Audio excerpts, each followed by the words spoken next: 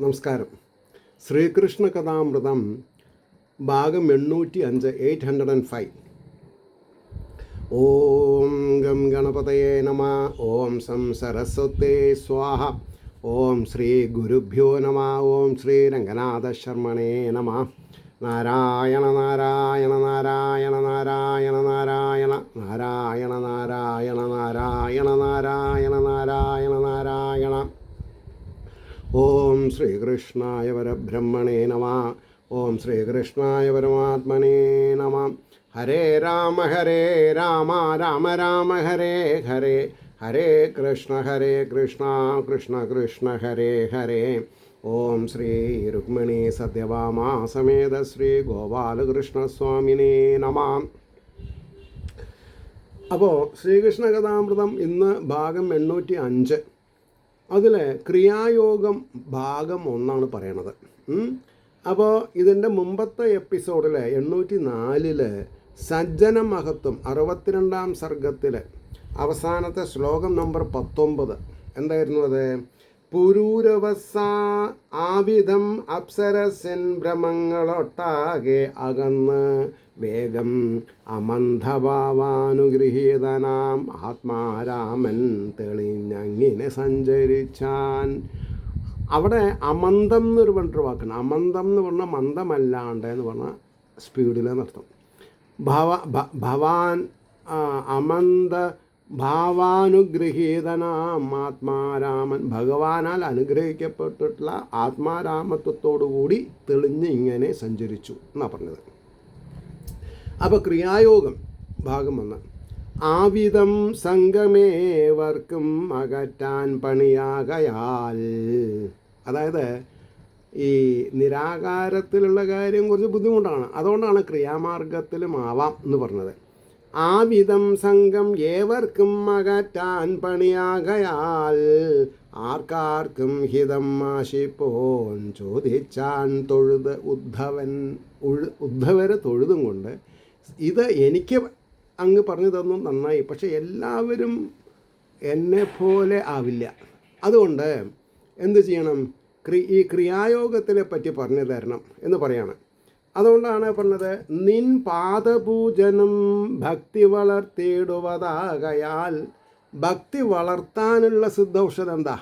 ഭഗവാന്റെ തിരുപാദ പത്മങ്ങളെ പൂജിക്കുക എന്നുള്ളതാണ്. അത് അവരവർ ചെയ്യണം. ആ പൂജ വേറൊരാളെ ഏർപ്പെടുത്തിയിട്ട് കാര്യമില്ല. അവരവർക്ക് അറിയാവുന്ന രീതിയിൽ ഒരു പൂവെടുത്ത് ഹൃദയഭാഗത്തിൽ തൊട്ട് അത് തൻ്റെ ഉള്ളിൽ അന്തര്യാമി സ്വരൂപേന വിളങ്ങുന്ന വാസുദേവ ചൈതന്യത്തിനെ മുമ്പിൽ അർപ്പിക്കാം എന്നുള്ളൊരു ഭാവത്തിൽ ആ പുഷ്പം തനിക്ക് മുമ്പിലുള്ള വിളക്കിൽ അർച്ചിച്ചാൽ മതി, ധാരാളമായി. അപ്പോൾ നിൻ പാദപൂജനം ഭക്തി വളർത്തിയിടുവതാകയാൽ ആരാധനം ക്രിയായോഗം അരുളി ചെയ്യണം പ്രഭു. ആരാധിക്കുക എന്നുള്ള ക്രിയായോഗത്തെ അരുളി ചെയ്യണം എന്ന് പറഞ്ഞു. അപ്പോൾ 3 മുതൽക്കാണ് ഈ ക്രിയായോഗം പറഞ്ഞത്. ആർക്കും ശ്രേയസ്കരം ഇതെന്നരുളുന്നു മനീഷികൾ, ഋഷീശ്വരന്മാർ. ആർക്കും ബ്രാഹ്മണ ക്ഷത്രിയ വൈശ്യ ശൂദ്ര സ്ത്രീ പുരുഷ വ്യത്യാസമില്ലാതെ കണ്ട് ആർക്കും ശ്രേയസ്കരം ഇതെന്നരുളുന്നു മനീഷികൾ.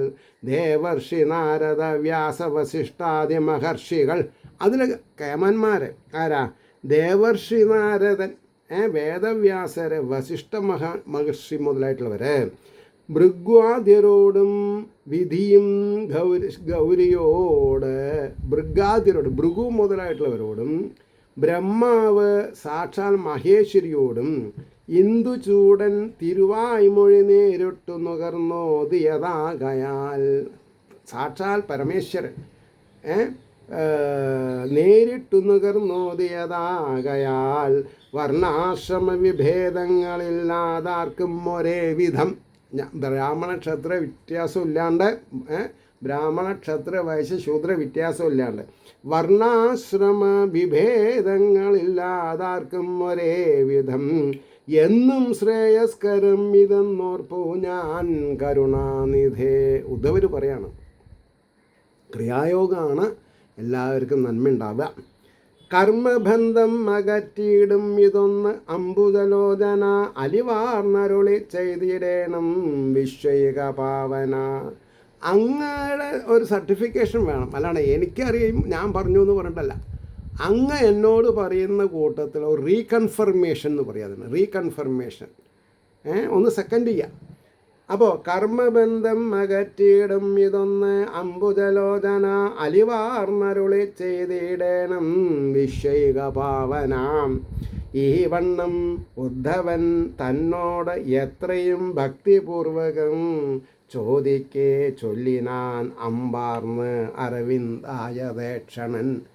താമരദള നയനനായിരിക്കുന്ന ഭഗവാൻ ശ്രീഹരി സന്തോഷാധിക്യം കൊണ്ട് ഉദ്ധവരുടെ ചോദ്യത്തിന് ഉത്തരവുമായിട്ട് ശരി ഞാൻ പറയാം എന്ന് പറഞ്ഞു.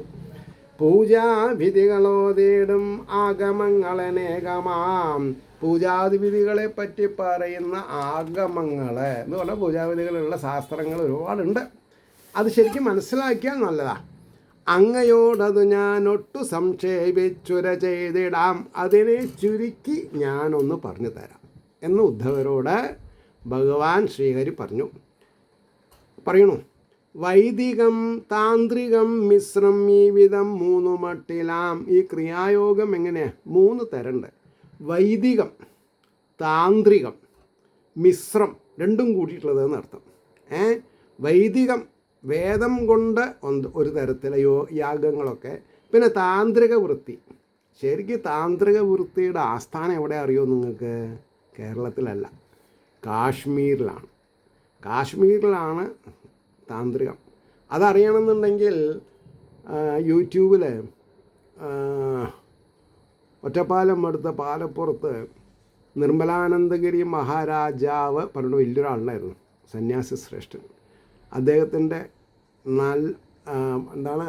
തന്ത്ര പറഞ്ഞൊരു പുസ്തകമുണ്ട്, താന്ത്രികമായിട്ടുള്ള പുസ്തകം, ഒരു ഗ്രന്ഥമുണ്ട്. അതൊന്ന് വായിച്ചു നോക്കിയാൽ അറിയാം. അദ്ദേഹത്തിൻ്റെ പ്രഭാഷണങ്ങൾ തന്നെ ശ്രദ്ധിച്ചാൽ മതി.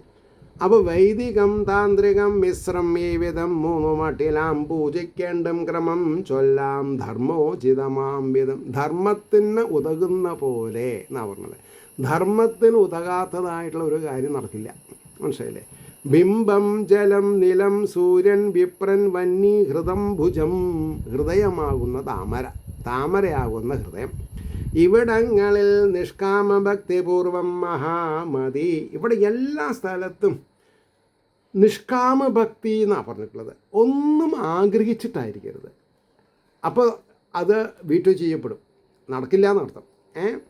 ബിംബം ആവാം, ജലത്തിലാവാം, നിലത്ത്, സൂര്യനിൽ, ബ്രാഹ്മണനെ വിളിച്ചിട്ട്, വന്നി തീയിൽ, ഹൃദംഭുജം ഇവിടങ്ങളിൽ നിഷ്കാമഭക്തിപൂർവം മഹാമതി പൂജിച്ചിടേണം ഗുരുവാം എന്നെ. വളരെ ശ്രദ്ധിക്കേണ്ട ഒരു വാക്കാണത്. പരം ഗുരു എന്ന് പറഞ്ഞാൽ എന്താ അർത്ഥം? പരമമായ ഗുരു ഈശ്വരനാണ്. ആ ഈശ്വരൻ എവിടെ ഇരിക്കണു?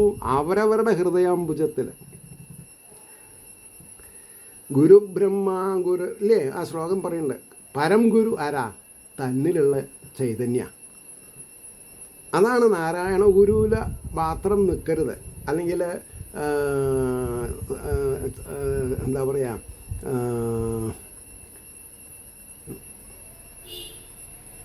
നാരായണ ഗുരു എന്ന് പറഞ്ഞ മാതിരി തന്നെ ചട്ടമ്പി സ്വാമിയിൽ മാത്രം നിൽക്കരുത്. അതേപോലെ തന്നെ ശങ്കരാചാര്യരിൽ മാത്രം ഒതുങ്ങരുത്. പരം ഗുരു അവരവരുടെ ഉള്ളിലാണ്, ശ്രീഹരിയാണ്.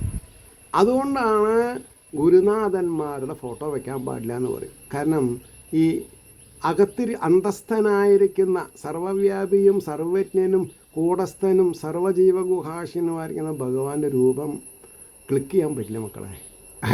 വളരെ പക്ഷേ അനുഭവിക്കാം. അവരവരുടെ മേൽ ചൂടുണ്ടോ അതുതന്നെയാണ്, ആ ചൂട് തരുന്ന ആളാണ്. പറഞ്ഞു ശരി. അപ്പോൾ പൂജിച്ചിടേണം ഗുരുവാം എന്നെ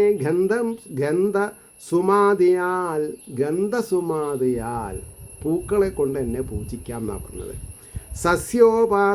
സന്ധ്യോപാസനയും സസ്യോപാസന എന്ന് പറഞ്ഞാൽ കടന്നോടത്ത് കിടന്ന് ഉരുളല്ല, തുളസി സസ്യമാണല്ലോ അല്ലേ? പിച്ചകം, മുല്ല, അശോകം ഇതൊക്കെ സസ്യത്തിൽ വരും. അതുകൊണ്ടാവാം. സന്ധ്യോപാസനയും മറ്റും വിധി പോലാചരിച്ചവൻ, വിധി ആചരിക്കണം എന്നാ. പൂജിച്ചു കൊള്ളണം കർമ്മബന്ധമാകെ അകറ്റുവാൻ, പൂജിച്ചു കൊള്ളണം കർമ്മബന്ധം. ഈ പൂജയുടെ ഉത്തരവാദിത്വം എന്താ, അല്ലെങ്കിൽ പൂജയുടെ ലക്ഷണം അല്ലെങ്കിൽ ലക്ഷ്യം, പൂജിച്ചു കൊള്ളണം കർമ്മബന്ധമാകെ അകറ്റുവാൻ. കർമ്മം കൊണ്ടുണ്ടായിട്ടുള്ള ബന്ധം അകറ്റണം. ബിംബങ്ങൾ 8 തരമാം, വളരെ കണിശായിട്ട് വേണ്ട. എന്തൊക്കെയാ? ലോഹം, മണ്ണ്, മരം, ശില, കളം, ചിത്രം വരച്ചിട്ട് ധൂളി, ചിത്രം മണിമയം, മനോമയവുമിങ്ങനെ സ്ഥിരം അസ്ഥിരം ഏവണ്ണം ഇരുമട്ടാം പ്രതിഷ്ഠകൾ. ബിംബം, മണ്ണ്, മരം, ശില, കളം, ചിത്രം, മണിമയം, മനോമയവുമിങ്ങനെ, ഇങ്ങനെ 8. സ്ഥിരം അസ്ഥിരം ഏവണ്ണം ഇരുമട്ടാം പ്രതിഷ്ഠകൾ. സ്ഥിരത്തിൽ ആവാഹനം ഇല്ല ഉദ്വാസനവും ഉദ്ധവാ. കൈ പൊങ്ങി ഇങ്ങനെ കാണിച്ചിട്ട് ഇങ്ങനെ കൊണ്ടുവരുന്നത് സ്ഥിരപ്രതിഷ്ഠയുള്ള സ്ഥലത്ത് വേണ്ട, ഉദ്വാസനവും ഇല്ല. നേരെ മറിച്ച് സ്ഥിരമല്ലാത്ത സ്ഥലത്ത്, ഇപ്പം നമ്മുടെ വീട്ടിൽ ഗണപതി ഹോമം ചെയ്യാണ്, ലക്ഷ്മി നാരായണ പൂജ ചെയ്യാണ്, അപ്പോൾ ഈ ക്രിയകൾ ജാസ്തി ഉണ്ട്. അപ്പോൾ പറഞ്ഞു സ്ഥിരം അസ്ഥിരം ഏവണ്ണം ഇരുമട്ടാം പ്രതിഷ്ഠകൾ. ഇരുമട്ട് എന്നാണ്, 8 എന്നല്ല, 7 16 എന്നുള്ള അർത്ഥത്തിൽ പോരുത് കേട്ടോ. ഈ പറഞ്ഞ രീതിയിലാണെന്നാണ്. സ്ഥിരത്തിൽ ആവാഹനം ഇല്ല ഉദ്വാസനവും ഉദ്ധവ, നിത്യസങ്കല്പം അതിലുണ്ടാക കാരണം. ക്ഷേത്രങ്ങളിൽ ഇത് വേണ്ടാന്ന് പറയാൻ കാരണം എന്താ? നിത്യസാന്നിധ്യം. ഇപ്പം ഞാനും ഇപ്പം അങ്ങനെയാ എന്ന് പറഞ്ഞാൽ, എൻ്റെ നാഗക്ഷേത്രം അല്ലെങ്കിൽ നാഗക്കാവ്, സർപ്പക്കാവ് എന്ന് പറയാം. അപ്പോൾ അതിൽ വലിയ കാഞ്ഞിരമരൊക്കെ ഉണ്ടായിരുന്നു. അപ്പോൾ 2013 ഞാൻ പുനഃപ്രതിഷ്ഠ നടത്തി റീലൊക്കേറ്റ് ചെയ്തു എൻ്റെ കാവ് ശാസ്ത്രീയമായ രീതിയിൽ. കാരണം അതിലുള്ള കാഞ്ഞിരമരത്തിൻ്റെ പൂവും കായൊക്കെ അടുത്തുള്ളൊരു മാരാത്ത വീട്ടിലേക്കാണ് വീണേരുന്നത്. അപ്പം അങ്ങനെ നമ്മൾ ആരാധിച്ചിട്ട് കാര്യമില്ലല്ലോ. അപ്പം ഞാൻ അതിനെ അപ്ഗ്രേഡ് ചെയ്തു. ഒരു പുരുഷായുസ്സിൽ ഒരു കാവ് സംരക്ഷിച്ചാലുണ്ടാവുന്ന നേട്ടം എനിക്കറിയാം. അപ്പോൾ ഒരു ക്ഷേത്രമാണെങ്കിലോ അതിലേറെ കേമ. അപ്പം എനിക്ക് ഉപദേശം കിട്ടി. ഞാൻ സപ്താഹവൃത്തിക്ക് ഉപയോഗിക്കുന്ന പ്രതിമ, നവാഹത്തിന് ഉപയോഗിക്കുന്ന ദേവീ വിഗ്രഹം, കണ്ണാടി ബിംബം വാർത്തത്, അതേമാതിരി ശിവപുരാണം ഏകാദശാഹത്തിന് ഉപയോഗിച്ചിരുന്ന ശിവലിംഗം, അതെനിക്ക് വെസ്റ്റ് ബംഗാൾ ഒരു ബംഗാളി സ്ത്രീ വളരെ കൊല്ലം മുമ്പേ, ഞാനൊക്കെ ആചാര്യസ്ഥാനം ഉപദേശം കിട്ടുന്നതിന് മുമ്പേ, വേണമെങ്കിൽ ഇപ്പോൾ ആചാര്യസ്ഥാനം ഉപദേശം കിട്ടിയിട്ട് 24 കൊല്ലമായി. 2001 ആണ് ഞാൻ ആചാര്യനായിട്ടിരുന്നത്. 5 കൊല്ലമായി. 5 കൊല്ലം ഞാൻ അതിനു വേണ്ടി പരിശ്രമിച്ചു, അത് പോട്ടെ. പക്ഷെ അതിനും ഒരു 30 കൊല്ലം മുമ്പേ ഞാൻ IIT-യിൽ ചേർന്ന സമയത്ത് കിട്ടിയിട്ടുണ്ട് പനോഷയിലെ. അപ്പോൾ അവരേനൊക്കെ ഞാൻ അവിടെ കൊണ്ടുവച്ച് കടാവളക്കൊക്കെ വയ്ക്കും. കിട്ടുന്ന പൂക്കളെ കൊണ്ടൊരു ആരാധന, അവിൽ നിവേദിക്കും. എന്നിട്ട് അത് കിളികൾക്ക് പുറത്തിട്ട് കൊടുക്കും. ഞാനും അവസാനത്തെ കയ്യിലുള്ള 2 മണി ഞാനും തിന്നും. ലോകാ സമസ്ത സുഖിനോ ഭവന്തു എന്ന് പറഞ്ഞിട്ട്. അപ്പോൾ ഇതൊക്കെ സാധ്യമാക്കി തന്നത് ഈ ഭാഗവത ചിന്തനാണ്. അപ്പോൾ യുക്തം പോൽ അസ്ഥിരത്തിൽ വേണം അഷ്ടദളാദിയിൽ, അതായത് യുക്തം പോലെ, യുക്തിക്കനുസരിച്ച് അസ്ഥിരങ്ങൾ, സ്ഥിരതയില്ലാത്ത പ്രതിഷ്ഠയില്ലാത്ത സ്ഥലത്ത് അഷ്ടദളാദിയിൽ 8 ദളത്തിൽ അഷ്ടദള പത്മിട്ടിട്ട് തുടയ്ക്കൽ തന്നെയാം സ്നാനം ലേപ്യം. അതായത് അഷ്ടദളാദിയിൽ തുടയ്ക്കുക, വൃത്തിയാക്കാന്നർത്ഥം. അതിൻ്റെ ശേഷം സ്നാനം 1 2 പിന്നെ ലേപ്യം എണ്ണ തേക്കുക 3. മുമ്പായ 3ലും ജലഗന്ധാദിയാൽ പൂജിച്ചിടേണം പ്രതിമാദിയിൽ. ജലം, ഗന്ധം, ധൂപം, ദീപം, നിവേദ്യം, അങ്ങനെ 5 പഞ്ചോപചാര പൂജ എന്നാ പറയാം. ജലം, ഗന്ധം 1 2 അല്ലേ, 2. പിന്നെ 3 എന്താ, ജലം, ഗന്ധം, ധൂപം, ദീപം, നിവേദ്യം. അപ്പം അതിനാണ് പഞ്ചോപചാര പൂജ എന്ന് പറയുക. ഉപചാരം. അപ്പോൾ ജലഗന്ധാദിയാൽ പൂജിച്ചിടേണം പ്രതിമാദിയിൽ, കിട്ടാത്തതെല്ലാം ഭക്തനു നികത്താം ഭക്തി വായ്പിനാൽ. ഇപ്പോൾ ഒന്നും കിട്ടിയില്ലേ, മനസ്സിൽ സങ്കല്പിച്ചാൽ മതി, ആത്മാർത്ഥത ഉണ്ടായാൽ മതി എന്നർത്ഥം. സ്നാനാലങ്കരണം ബിംബങ്ങളിൽ മാത്രം. അലങ്കരണം, സ്നാനം മുതലായിട്ട്, അതായത് ഷോഡശ സംസ്കാരം എന്ന് പറയും. പല്ല് തേപ്പിക്കുക, കാല് കഴിക്കുക, എണ്ണ തേപ്പിക്കുക, കുളിപ്പിക്കുക, വാക തേക്കുക, അങ്ങനെയൊക്കെ ഉണ്ട്. പിന്നെ തോർത്ത് മുതലായിട്ടുള്ളത്, വസ്ത്രം കൊടുക്കുക, അതാണ്. അപ്പോൾ സ്നാനാലങ്കരണം ബിംബങ്ങളിൽ മാത്രം, നിലങ്ങളിൽ തത്വന്യാസം ചെയ്യുക. തത്വങ്ങളുടെ ന്യാസം ചെയ്യേണ്ടത് അതിനാണ്.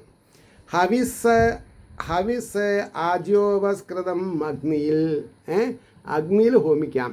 ആദിത്യനർഘ്യമാം ശ്രേഷ്ഠം, ആദ്യത്തിന് വെള്ളം കൊടുത്താൽ മതി, സൂര്യോപാസനയ്ക്ക് വെള്ളം കൊടുക്കുക. ആദിത്യനർഘ്യമാം ശ്രേഷ്ഠം തർപ്പണാദിജലത്തിനും, എനിക്കോ ഭക്തനേകുന്ന വെള്ളം പോലും അതിപ്രിയം. എന്താ എടുത്തിട്ട് കൊടയണേ. എനിക്കോ പരംഗുരുവായിരിക്കുന്ന ഭഗവാൻ, കൂടസ്ഥനായിരിക്കുന്ന സർവജീവഗുഹാശനായിരിക്കുന്ന അന്തര്യാമിയായിരിക്കുന്ന അന്തസ്ഥനായിരിക്കുന്ന ചൈതന്യത്തിന് എനിക്കോ ഭക്തനേകുന്ന വെള്ളം പോലും അതിപ്രിയം. അതാണ് ഗീതയിൽ പറഞ്ഞത്. ഒരു തുള്ളി വെള്ളമോ ഒരു കായയോ ഒരു ഇലയോ തന്നാൽ മതി അല്ലേ. മഹാമേരു പർവ്വതം തന്നെ ഭക്തനല്ലാത്തവൻ തന്നാൽ ഞാൻ സ്വീകരിക്കില്ല എന്നാണ് പറഞ്ഞത്. അപ്പോൾ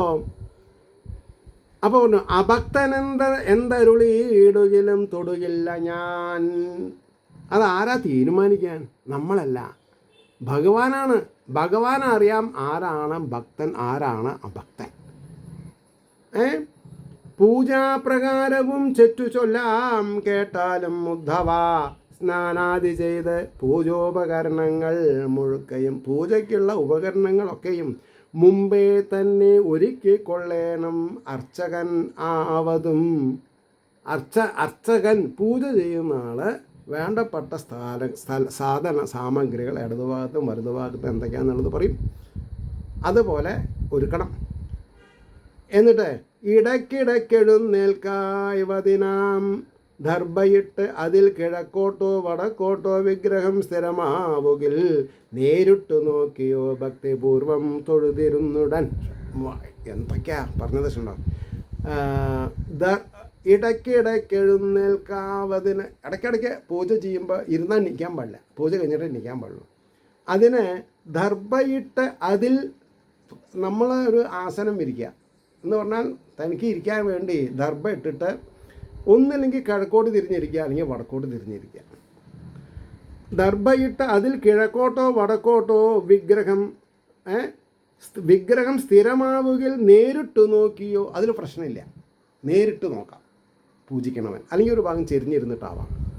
ഇടയ്ക്കിടയ്ക്ക് എഴുന്നേൽക്കാവതിനാം ദർഭയിട്ട് അതിൽ കിഴക്കോട്ടോ വടക്കോട്ടോ വിഗ്രഹം സ്ഥിരമാവുകിൽ നേരിട്ട് നോക്കിയോ ഭക്തിപൂർവം തൊഴുതിരുന്നുടൻ, തനിക്കും വിഗ്രഹത്തിനും ന്യാസം ചെയ്ത് യഥാവിധി. ചില ക്രിയകളുണ്ട് ന്യാസം, ഈ വിരലുകളും കൈകളും ഉപയോഗിച്ചിട്ട് ചെയ്യുന്നത്, ശരീരം മൊത്തം തൊടുന്ന ഭാഗങ്ങളൊക്കെ വരുന്നുണ്ട് അതിൽ, അതിലേക്ക് നമ്മൾ പോണ്ട.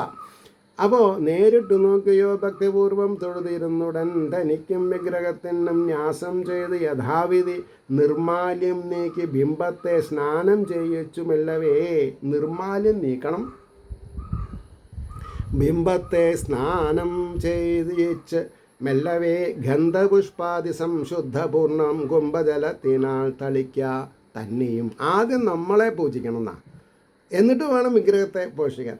പൂജാദ്രവ്യത്തെയും സ്ഥലത്തെയും, പൂജാദ്രവ്യങ്ങളെ നമ്മൾ പോഷണം ചെയ്യണം. എന്നിട്ട് വിഗ്രഹത്തിനെ സ്ഥലത്തെയും 3 പാത്രം നിറയ്ക്കണം യഥാവിധി. ജലാദിയാൽ പാദ്യാർഘ്യാചമനീയങ്ങൾക്ക് ഇവ തൊട്ടു ജപിക്കണം. പാദ്യാർഘ്യ ആചമനീയങ്ങൾ, കാല് കഴുകാനും മുഖം കഴുകാനും വെവ്വേറെ ഏർപ്പാട് വേണം. ഹൃദയം മുതൽ 3 ഗായത്രി മന്ത്രവും ഭക്തിഭാവിതൻ ശോഷിപ്പിക്കുക, ദഹിപ്പിക്കുക. യം രം ബീജങ്ങളാൽ, യം രം ബീജങ്ങളെ കൊണ്ട് ശോഷിപ്പിക്കുക, ഭക്തിഭാവിതൻ ശോഷിപ്പിക്കുക, ദഹിപ്പിക്കുക. ആവശ്യമില്ലാത്തതിനൊക്കെ അങ്ങോട്ട് മാറ്റാം. ഹൃദാദി 3 ഗായത്രി മന്ത്രവും ഭക്തിഭാവിതൻ ശോഷിപ്പിക്കുക, ദഹിപ്പിക്കുക. യം രം ബീജങ്ങളാൽ ഉടൽ വമെന്ന ചന്ദ്രബീജത്താൽ കുളിപ്പിച്ച് ഉള്ളിൽ അർച്ചകൻ കുളിപ്പിച്ച് ഉള്ളിൽ അർച്ചകൻ ധ്യാനിച്ച് എൻ ജീവകലയെ ശ്രീനാരായണമൂർത്തിയെ. ജീവകലേനെയാണ് നാരായണമൂർത്തി എന്ന് പറയുന്നത്. യോഗീന്ദ്രർ സദാനന്ദത്തിങ്കൽ അണുവായോർപ്പതാവിധം. യോഗീന്ദ്രന്മാർ ഒരു അണുവായിട്ട് ബാലാഗ്ര ശതവാഗസ്യ വിസ്തരസ്യ ഏകോ ജീവ എന്ന പ്രമാണം. അണു അറിയില്ല, കാണില്ല. അപ്പോൾ അണുവായോർപ്പതാവിധം അഹങ്കാരം അകന്ന് ആത്മപ്രകാശത്താൽ വിളങ്ങുവോൻ. അഹങ്കാരമില്ലാതെ കൊണ്ടുള്ളവൻ പൂജിച്ചാലേ പൂജയുള്ളൂ. അപ്പോൾ പ്രകാശത്താൽ വിളങ്ങുവോൻ, വിളക്കാൽ വീടുപോലാകമാനം വിലസി മിന്നുവോൻ. വിളക്ക് വീടിനെ ഐശ്വര്യമത്താക്കുന്ന പോലെ നമ്മുടെ ഉള്ളിൽ അണുപ്രായമായ ജീവചൈതന്യം ഈ ലോകത്തിനെ മുഴുവൻ കാണിച്ചു തരുന്നുണ്ട് അല്ലേ? സഹസ്രകോടി സമപ്രഭ, 1000 സൂര്യന്മാരെ കാണിപ്പിച്ചു തരുന്നു എന്നർത്ഥം. എന്ന് പറഞ്ഞാൽ ഒരു ദിവസം കൊണ്ടല്ലല്ലോ. അപ്പോൾ വിലസം ഇന്നുവോൻ ആദ്യം മനസ്സാൽ തന്നെത്താൻ പൂജിച്ച് ആവാഹനാദിയായി. ആദ്യം ചെയ്യേണ്ടത് എന്താ? ആദ്യം മനസ്സാൽ തന്നെത്താൻ പൂജിക്കുക. പൂജിച്ച് ആവാഹനാദിയായി സ്ഥാപനാദികൾ അംഗന്യാസാദിയും ചെയ്യുക. അർച്ചയിൽ, അതായത് ആരാണ് ഈ പൂജ സ്വീകരിക്കുന്നത് ആ ബിംബത്തിൽ. പാദ്യം ആചമനീയമാർഘ്യാദ്യുപചാരങ്ങളേകണം.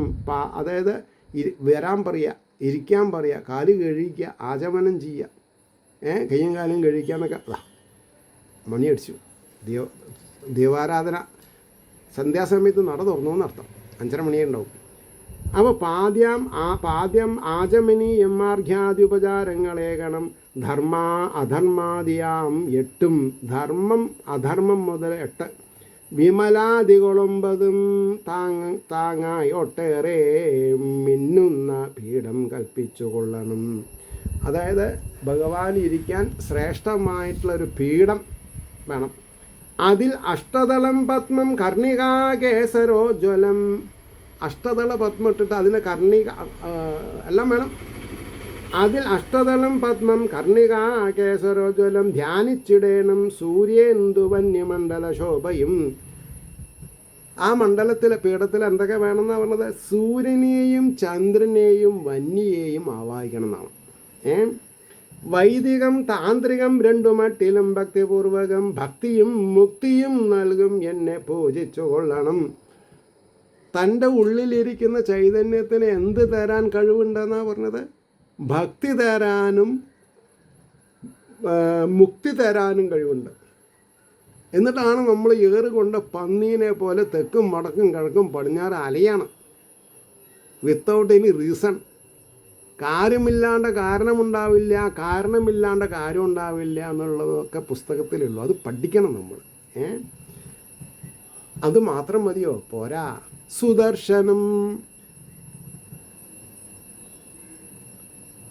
പാഞ്ചജന്യം, ഗദ, വാൾ, വില്ല്, കസ്തൂഭം, ശ്രീവത്സം, മാല, മുസലം, ഹലം അതായത് ബലരാമസ്വാമിയുടെ ശരവും അങ്ങനെ 11 പറഞ്ഞു.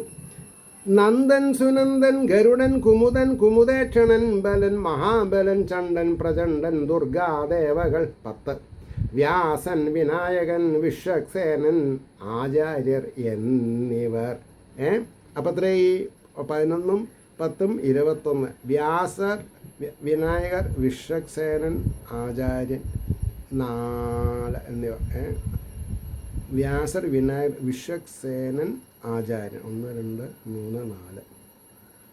അപ്പോൾ 11 10 21 4 25 25 തത്വമായി. ഈ 25 തത്വങ്ങളാണ് ഈ എന്താ പറയുക പഞ്ചവിംശതി കലശാടുക എന്ന് പറയും.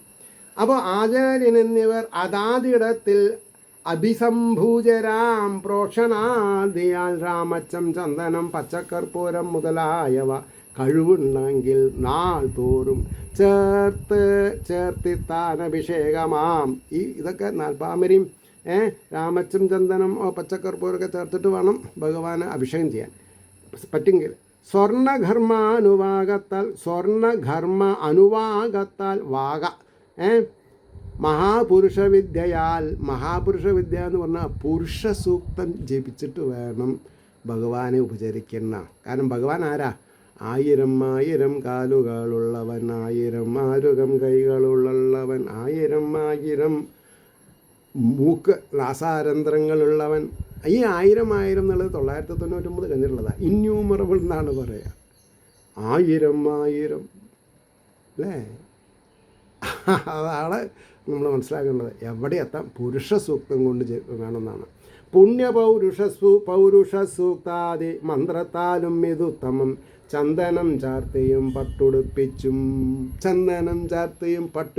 ഢീം 2ാമതൊരു മണി അലങ്കരിച്ച് പൂജിച്ചു കൊള്ളണം ഭക്തിപൂർവകം. ശ്രദ്ധ പൂണ്ട് അർച്ചകൻ പാദ്യ ഗന്ധ പുഷ്പ അക്ഷതങ്ങളും ധൂപദീപങ്ങൾ നൈവേദ്യങ്ങളും അർപ്പിച്ചു കൊള്ളണം. വാദ്യഗീത കഥാ നൃത്താദിയും അത്യന്തം ഉത്തമം. അതായത് വാദ്യങ്ങൾ വേണം, പാട്ട് പാടണം, കഥ പറയണം, നൃത്തം ചെയ്യണം. അതാണ് വാദ്യഗീത കഥാ നൃത്താദിയും അത്യന്തം ഉത്തമം. ഒന്നും മോശമല്ല, ഒക്കെ വേണം. ശ്രദ്ധ പൂണ്ട് അർച്ചകൻ പാദ്യ ഗന്ധ പുഷ്പാക്ഷതകങ്ങളും ധൂപദീപങ്ങൾ നൈവേദ്യങ്ങളും അർപ്പിച്ചു കൊള്ളണം. വാദ്യഗീത കഥാ നൃത്താദിയും അത്യന്തമുത്തമം. ഇനി അതിൽ 41ാമത്തെ അവസാനത്തെ ശ്ലോകം. സമർച്ചകളിൽ എണ്ണയാടിയും അലിഞ്ഞു പഞ്ചാമൃതാഭിഷേകം. സമർച്ചകളിൽ അല്ലേ? സമർച്ചകളിൽ എണ്ണയാടിയും അലിഞ്ഞു പഞ്ചാമൃതാഭിഷേകം. അത് മറ്റൊഴും വിഭവപൂർണമായുള്ള പൂജാദികളെ കൊണ്ടും നടത്തിയിടുക. നിത്യവും കഴിവതിന്നു കാണായിൽ ഉത്സവാവസരമെങ്കിലും. അതിനാണ് ഉത്സവം. നിത്യേന ഘോഷം ചെയ്യാൻ പറ്റില്ലെങ്കിൽ ഉത്സവങ്ങൾ നടത്തിയിട്ട്. ധനികനായതേ ലാഭമാം. ധനികനായാൽ ഇതേ ലാഭം. ധനികനായാൽ അടുത്തുള്ള ഗ്രാമക്ഷേത്രങ്ങളെ ഉത്സവാദികൾക്ക് സഹകരിക്കണം. മനസ്സിലായോ? ഇതി ശ്രീകൃഷ്ണകഥാമൃതേ കലികൽമഷനാശനെ ഉപാസനാകാണ്ഡേ 63 സർഗഃ. സർവത്ര ഗോവിന്ദനാമസങ്കീർത്തനം. ഗോവിന്ദ ഗോവിന്ദ. അപ്പോൾ ശ്രീഹരിയുടെ അനുഗ്രഹാശിസുകൾ നിർലോഭം എല്ലാവരിലും എത്തട്ടെ എന്നും മാത്രമല്ല, ലോകാസമസ്ത സുഖിനോ ഭവന്തു ആയിരിക്കട്ടെ നമ്മുടെ ഓരോരുത്തരുടെയും പ്രാർത്ഥന എന്നും സ്മരിച്ചുകൊണ്ട് വാക്കുകൾ ഉപസംഹരിക്കുന്നു. നാളെ കാണാം. നമസ്കാരം.